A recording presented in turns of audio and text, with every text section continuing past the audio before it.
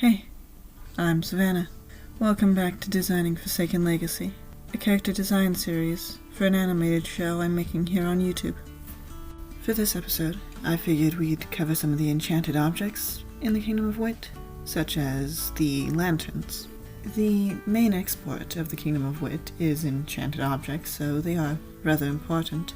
Most places hire enchanters specifically for their lighting, and they live in those important places, such as palaces. Cats with gold or yellow eyes are usually the ones hired for this role, as that lighting is the most common color preferred by royals and nobles and the like, while other places, such as civilian homes, tend to enchant their own lanterns.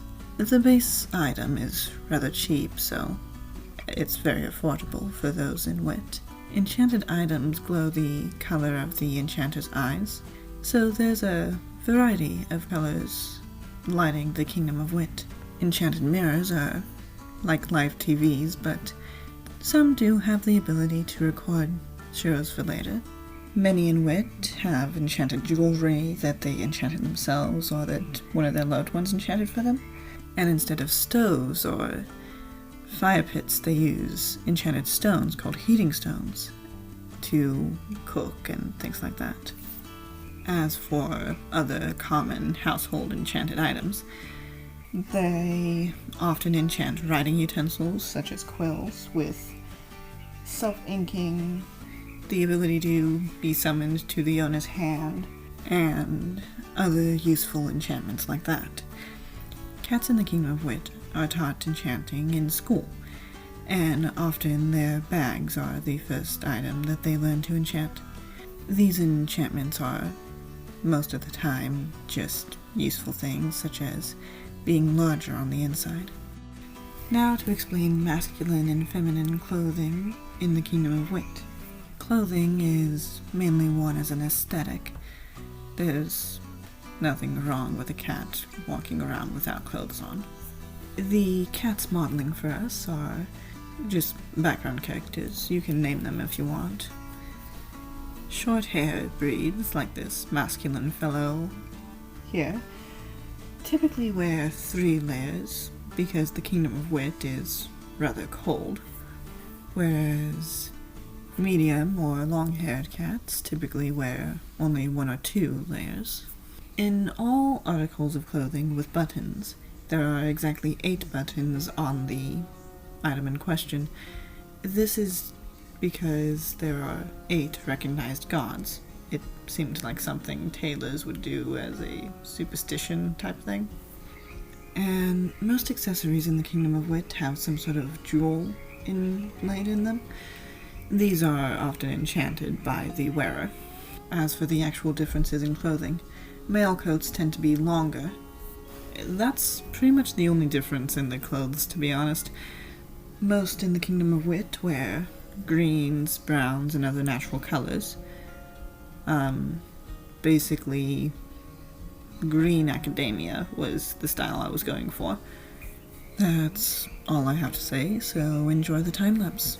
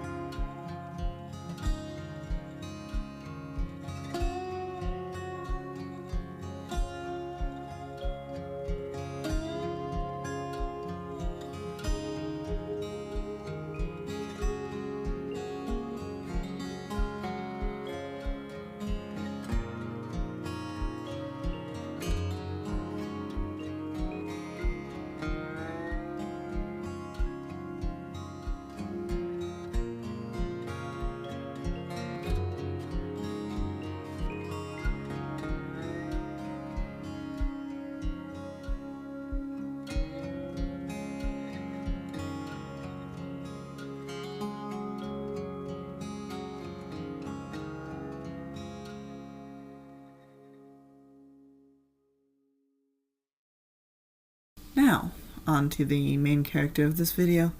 This is Silver.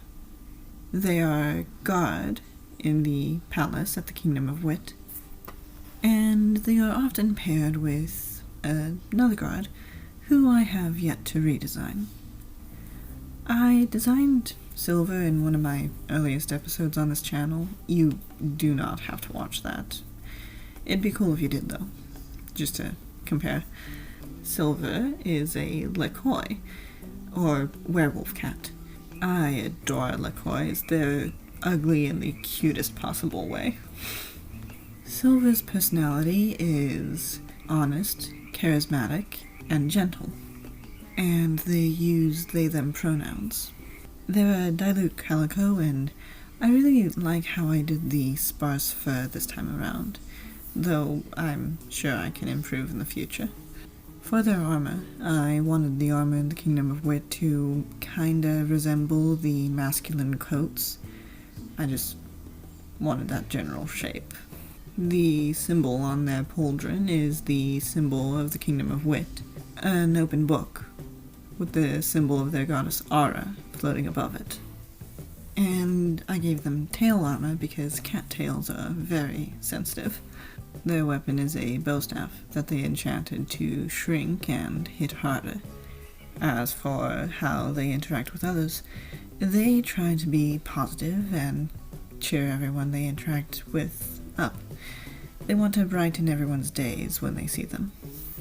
Their eyes are turquoise, which I know is not exactly realistic, but at the same time, this is a fantasy world where cats walk around on two legs and giant monsters try to attack them.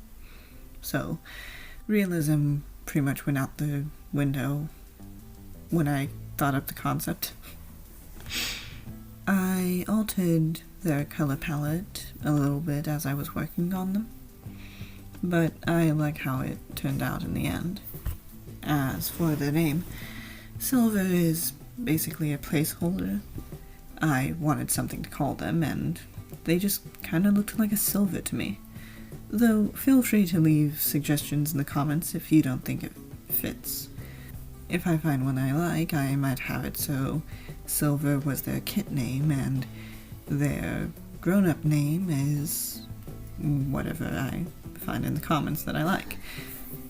Feel free to leave your opinions of them in the comments. I look forward to reading them, and see you for the outro. So, here's the finished artwork. I really hope you enjoyed the episode, and if you did, feel free to like, comment, and leave a hype. With that, I hope you have a wonderful week. Thank you for watching. Bye.